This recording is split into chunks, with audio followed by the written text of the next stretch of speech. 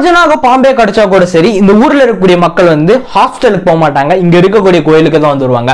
அப்படி என்ன கௌதம் அந்த கோயில்ல வந்திருக்கு, அப்படி என்ன அந்த கோயில்ல ஒரு ஹிஸ்டரி, அதாவது அந்த கோயிலோட வரலாறு என்ன, அந்த கோயிலோட மர்மம் என்ன அப்படிங்கிற இந்த ஒரு டவுட் வந்து இந்த இன்ட்ரோ பார்த்துட்டு உங்களுக்கு வந்து உள்ள வந்திருப்பீங்க. அண்ட் அதோட ஃபுல்ஃபீலா அந்த ஒரு வீடியோ வந்து இருக்கும் அப்படின்னு நினைக்கிறேன். இந்த கோயில்ல வரக்கூடிய மக்கள் வந்து அதாவது ஒரு உலகத்திலேயே ரொம்ப பவர்ஃபுல்லான அண்ட் ரொம்ப ஹைலி டேஞ்சரஸான பாய்சன் உள்ள ஒரு பாம்பு அப்படின்னா அது ராஜநாகம் அப்படிங்கிறது எல்லாத்துக்குமே தெரியும். நான் சொல்லி தான் தெரியணும் கிடையாது. அண்ட் அந்த ஒரு பாம்பு ஏதாவது நம்மளை கொத்துது அப்படின்னா கண்டிப்பா நோ மோர் டவுட்ஸ், கண்டிப்பா டெத், இறந்துரும் அப்படிங்கிறது எல்லாத்துக்குமே தெரிஞ்ச ஒரு விஷயம். பட் ஆனா அப்படிப்பட்ட ஒரு ராஜநாக பாம்பே கடிச்சா கூட சரி அந்த நபரை ஹாஸ்பிட்டலுக்கு தூக்கிட்டு போக மாட்டாங்க, இந்த கோயிலுக்கு தான் தூக்கிட்டு வருவாங்க.